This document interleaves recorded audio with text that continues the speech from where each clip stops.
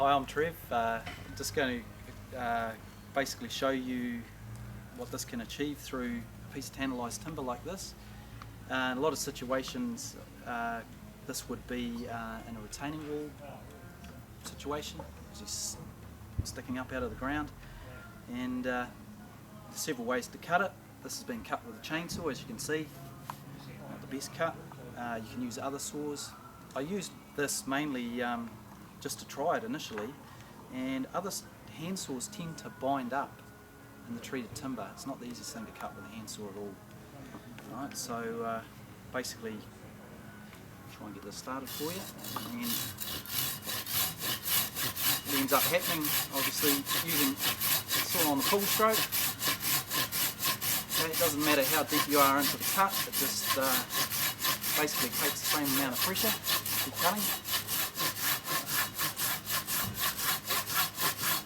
As you can see, what's coming out of there are reasonably big chips. A lot of fine stuff.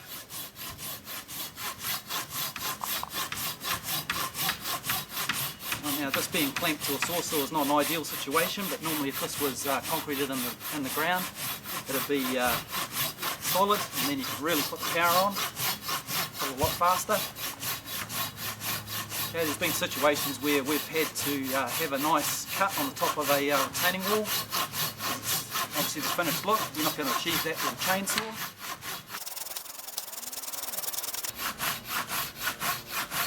Right, so obviously it's still fairly effortless.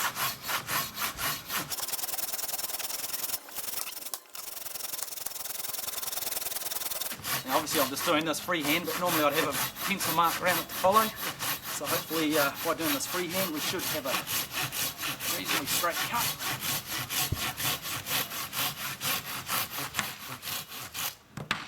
Look at that. Okay, the saw I just used was the NATANOKO2000. Right, this has a 5-degree curve in it, which obviously makes it easier to start into the timber. Right, the no set on the teeth, which obviously made that quite a simple cut, and the top of the saw is actually slightly thinner than the bottom, so that's why the only thing obviously is causing any friction is the teeth themselves.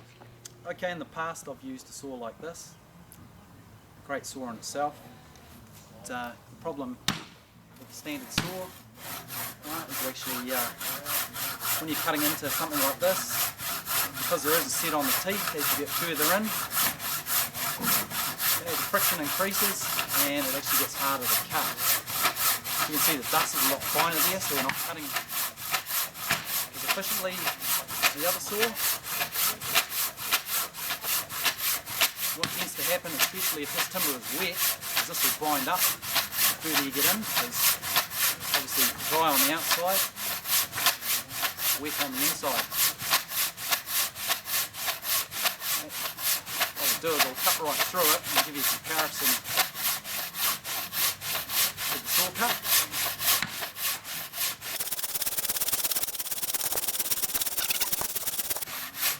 See, at this point I'm obviously right in the meat of the timber, and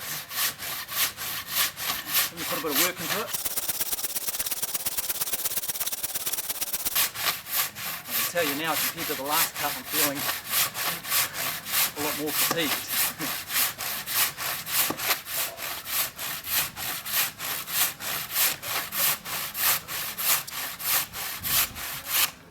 Okay, there you have it. Probably a bit hard to see on that angle, but I can see in the light there there's a lot more obviously cuts from the teeth. It doesn't look as smooth as the first piece.